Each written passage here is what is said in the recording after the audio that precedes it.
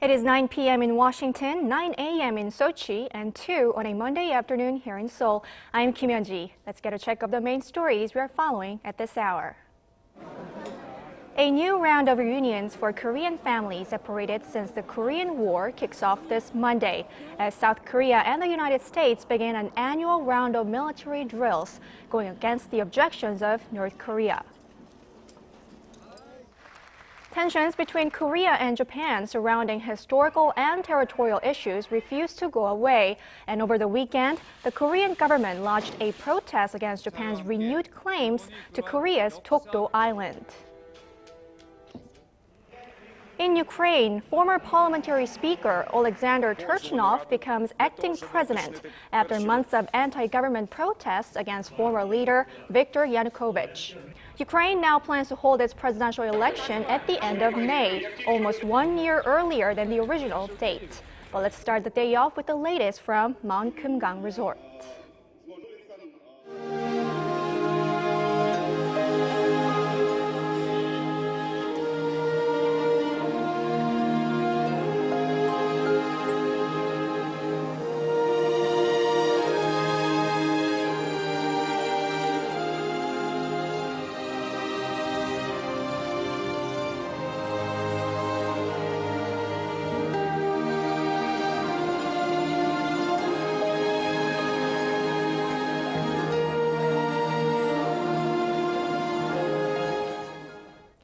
The two Koreas are holding their second round of reunions for families separated by the Korean War in North Korea's Mount Kumgang Resort on this Monday. Today is the second day of the event for nearly 500 divided family members from both sides. For more details, let's go live to our correspondent Hwang Sung-hee at the Inter-Korea Dialogue headquarters. Sung-hee, you were at Mount Kumgang for the previous round of reunions last week. What is the atmosphere like on the second day?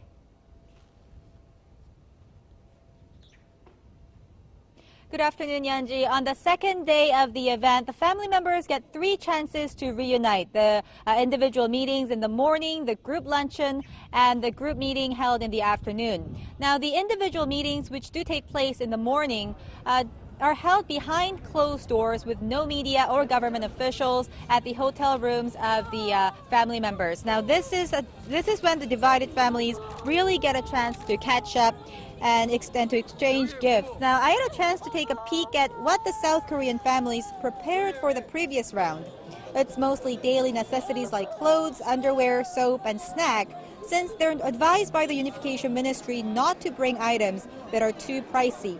I noticed that up until the individual meetings, the atmosphere is a little down, since decades of separation do make the families feel a bit awkward around each other at first. But after the individual meetings, the mood picks up a little and the families get a bit chattier during the group luncheon. Yeon-ji, it starts to get emotional and teary during the final few minutes of the group meeting on the second day of the reunion, which takes place from 4 p.m. for about 2 hours. Now, this is when the families begin to worry about the next day, which is, of course, the last day of the event and the day that they have to say goodbye one more time. Although the event takes place for 3 days, the families only have 11 hours together, which is way too short to make up for more than 6 decades of separation. And I saw that many family members were crying and saying farewell to each other on the second day. The new round of the reunions are much larger in scale than the first round, with nearly 400 South Korean family members crossing the border on Sunday to meet 88 North Korean family members that applied for the event. Now, this time around, only one family is a reunion between a parent and a child, with most being meetings between siblings or even nephews and half-brothers or sisters. More than half of the 70,000 registered South Korean divided family members are over the age of 80, which is a reminder that time is running out and that the reunions should really be held on a regular basis. Yeon-ji?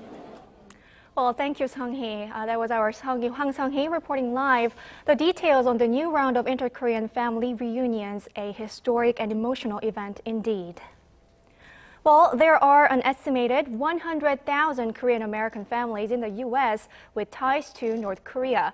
And with the current round of reunions, many have been left wondering if they will ever get the chance to reunite. Arirang's Hwang Ji-hye sat down with some of the separated families outside the divided nation. There was a ray of hope for 88-year-old Kim Bong-gun when the two Koreas agreed to proceed with reunions for families separated since the Korean War earlier this month. More than 60 years have passed since Kim last saw his sister, brother-in-law, and cousin, who was in kindergarten when he fled North Korea. I missed him so much. I can still clearly remember my cousin's face. She used to follow me and hold my hand when I walked her to kindergarten. His faint hope, however, quickly flickered out. Including Kim, an estimated 100,000 Korean-American families have ties to North Korea, but this time only 170 families from the two Koreas were allowed to meet their long-lost relatives. Many of the separated Korean-American families live in Southern California, which has the largest population of Koreans outside of the divided peninsula. For them, Cha Chang-jun, a member of the National Unification Advisory Council of Los Angeles, says there's not much hope for a reunion anytime soon. There are hundreds of thousands of separated families in South Korea, and just for them to take a trip to the north to meet their families will take decades. I don't think people like me in the United States will have a chance. Although Korean Americans are able to take a private trip to the north to meet their families using their U.S. citizenship, not many consider it a feasible option. There are organizations that help Korean Americans visit North Korea to meet their families, but it costs a lot of money. People in the Korean American community that have families in the north are hoping that the reunions led by the two Koreas take place on a regular basis and on a larger scale. Pyongyang, however, has a record of unilaterally calling off scheduled family reunions whenever it has a bone to pick with South Korea and the U.S. I am now almost 90 years old. I don't have many days left. I really hope to see my family before I die. Hwang Sung-hee, Arirang News, Los Angeles. South Korea and the United States have kicked off their annual military exercises, despite objections from North Korea that the drills are an obstacle to warming inter-Korean ties that have gotten a boost from landmark reunions for families separated by the Korean War. But this year's drills are somewhat smaller than they were in the past. In a nod to the recent progress in inter-Korean relations, our Kim Hyun-bin reports. Over 5,000 U.S. military personnel are taking part in this year's joint South Korea-U.S. military exercise, Key Resolve. Key Resolve, which runs from this Monday to March 6th, is a defensive computer simulated drill that aims at enhanced command and control of all units around the nation in a wartime scenario.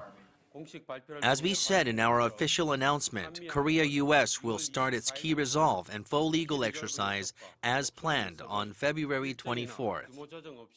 For the first time, this year's exercise includes training to counter all stages from preparation to launch of Pyongyang's weapons of mass destruction as part of the Allies' deterrence strategy. 7,500 U.S. troops are taking part in a series of joint and combined field training exercises dubbed Full Eagle, which also start Monday and run through April 18th. Last year's exercises involved 10,000 U.S. troops. U.S. aircraft carriers and stealth bombers that were used in 2013 have been left out this time to avoid provoking North Korea. Pyongyang has remained comparatively quiet about this year's exercises, choosing to refrain from threatening to attack the South as it has done in previous years. Keeping the steadily improving progress in the inter-Korean relations in mind, South Korea's military has said it will not heavily promote the drills, nor will it engage in any other acts that could anger its northern neighbor. Kim Hyun-bin, Arirang News. The Korean government launched a protest against Japan's renewed claims to Korea's Dokdo Island over the weekend. Seoul's foreign ministry is accusing Tokyo of rationalizing its imperialistic history. Our Kim Ji-yeon reports. Korea's foreign ministry summoned Hisashi Mishikami, a senior minister at Japan's embassy in Seoul on Sunday, to protest Tokyo's recent move to advance its territorial claims over Korea's Dokdo Island. Korea is up in arms over a Japanese official's attendance at a ceremony on Saturday that claims Dokdo, which Japan calls Takeshima, is Japanese territory. A vice minister attended the ceremony held in Shimane Prefecture to celebrate Takeshima Day on February 22nd to reassert Tokyo's claim. Seoul has repeatedly said that having government officials participate in the event would seriously impact Korea-Japan relations, as Dokdo is Korean territory and is under Korean jurisdiction. To counter Tokyo's move, Seoul's foreign ministry released a video promoting Korea's sovereignty over Dokdo on its website and YouTube this weekend. The website also includes a link to an animated film about Tokyo's wartime sexual enslavement of Korean women during World War II. The ministry plans to bring the so-called Comfort Women issue to the UN Human Rights Council in Geneva next month. Kim Ji-yeon, Arirang News. The Crown Prince of Japan has voiced his opposition to Japanese Prime Minister Shinzo Abe's push to revise the country's pacifist constitution. Crown Prince Naruhito made the remarks just prior to his 54th birthday on Sunday. He said he respects the country's pacifist constitution, which he said has played a vital role in maintaining the peace and prosperity of the country. Abe is pushing to revise the constitution to support the country's self-defense forces, a move viewed by Korea and China as an attempt to revive Japan's imperial past. In another news, in the U.S. state of Virginia, where there is a large Korean-American community, the so-called East Sea movement regarding the naming of the body of water between Korea and Japan in school textbooks has produced some tangible results. But will this sentiment travel across the country to the western state of California, where there's also a large population of Korean Americans? Our Na Hyun-kyung filed this report from Los Angeles. The U.S. state of California, home to the largest population of Korean Americans and Japanese Americans in the country. Some may see this as the next ground for a political battle over how to refer to the body of water between Korea and Japan in school textbooks. Virginia State will soon require the Korean preferred title of East Sea to be used alongside the Sea of Japan in its textbooks, while in New York a similar bill has also been proposed. But the issue has not stirred up much attention yet in California.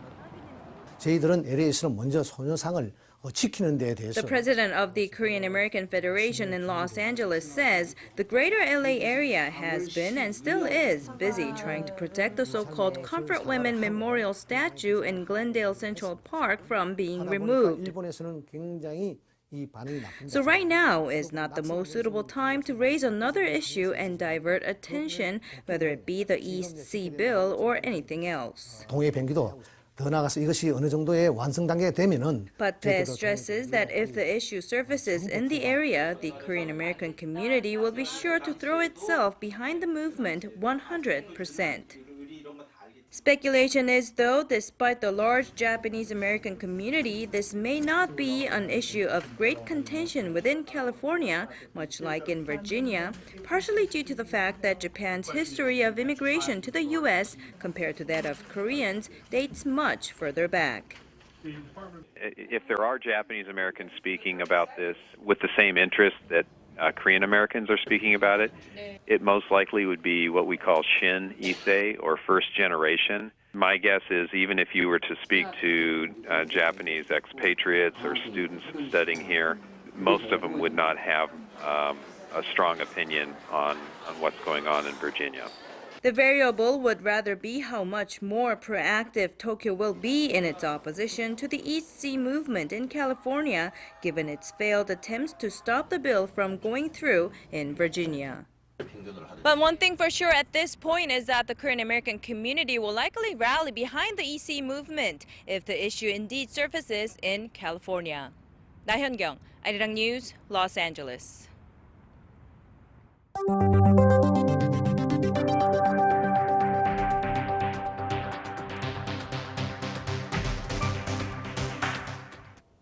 Tuesday marks the first anniversary since President Park Geun-hye took office, and recent polls show that more than half of Koreans think she's doing a good job. In a survey conducted by research firm Gallup Korea last week, 55% of the respondents gave high marks for President Park's performance over the past 12 months, an approval rating higher than what she received right after her inauguration last February. She has the second highest approval rating among Korean presidents going into their second year in office, following late former President Kim Dae-jung. People gave high marks for her North Korea and security policies, but poor marks for her efforts towards fulfilling her campaign pledges. Ukraine opened a new chapter over the weekend as former parliamentary speaker Alexander Turchinov was made acting president after months of anti-government protests against former leader Viktor Yanukovych. Our Shin Se-min has the details. Ukraine's new interim president Alexander Turchinov has vowed to chart a course toward European integration now that Russia-backed President Viktor Yanukovych has been ousted. Turchinov also said, however, that Ukraine is willing to build relations with Russia in a new and fair partnership of good neighborly relations. Meanwhile, Parliament has decided to bump up the presidential election by almost a year to the end of May. Ukrainian President Viktor Yanukovych fled Kiev Saturday, and Turchinov was elected to the presidency in a parliamentary vote. Turchinov is a longtime ally of both the main opposition leader and former Prime Minister Yulia Tymoshenko, who was freed from jail Saturday. Her release was one of the conditions of the EU-Ukraine trade pact that Yanukovych walked away from last year in favor of closer ties to Russia. His actions sparked the protests that have had the country up in arms, with more than 100 anti-government protesters having died in the past 2 weeks. The U.S. has said that it is not the interest of Ukraine, Russia, Europe, or the U.S. to see the country split. National Security Advisor Susan Rice warned Russia against sending troops to Ukraine, saying it would be a grave mistake. Shin Se-min, Arirang News. Global financial leaders vowed to foster global economic growth by increasing investment and employment as the G20 wrapped up in Australia on Sunday. The final communique released after the two-day meeting said the countries would develop ambitious but realistic policies that would stimulate job creation and lift their collective GDP by more than 2% over the next 5 years. Detailed growth strategies will be discussed at the G20 in Brisbane in November. The meeting also addressed the shock being felt by emerging economies as the U.S. Federal Reserve tapers its massive stimulus program, which has led to a capital flight from vulnerable economies.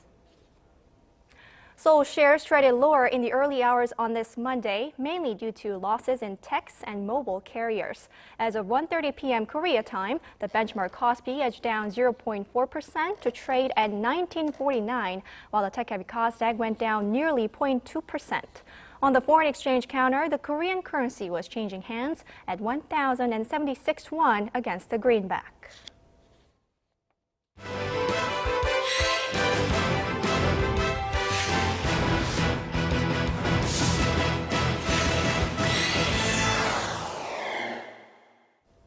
And now it's time for the final edition of our coverage of the Sochi 2014 Winter Olympics with Lee Tae-ho. Good afternoon, Tae-ho. Good afternoon. So the Korean athletes representing Korea obviously were quite busy over the weekend, wrapping up their final games. That's right. Now, Korea made one last push to add to their medal tallies this last weekend of action before wrapping up the 2014 Winter Games at Sochi. And boy, they succeeded as well. They earned a total of 3 medals this weekend. 2 by the women's side, of course, in the 1,000-meter short track competition, where Park Sung-hee won the gold medal, and the youngster of the team, Shin Seok-hee, added to her tally by winning a bronze. And the men's side finally added a medal to the total tally for medals by Team Korea, winning for the first time ever in the speed skating team pursuit. Lee Sung-hoon, Kim Chul-min, and Ju Young-jun, of course, made up that team, and they went up against a very dominating force. The Team Netherlands, of course, the Dutch had been dominating on ice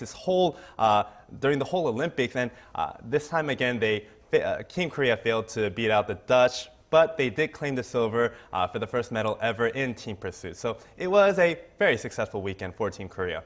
That's right. So it seems that Korean athletes went out with an absolute bang, especially that silver medal. That's very, priceless, I would say. That's right, especially because it seems that this time around at Sochi, it was definitely girls' generation. The ladies definitely won more of the medals. 7 out of 8 medals were won by the women's side. So this last push by the men's side was definitely something that raised the morale of Team Korea as they begin their preparations for the 2018 games that are going to be held right here in Korea and, of course, in Pyeongchang.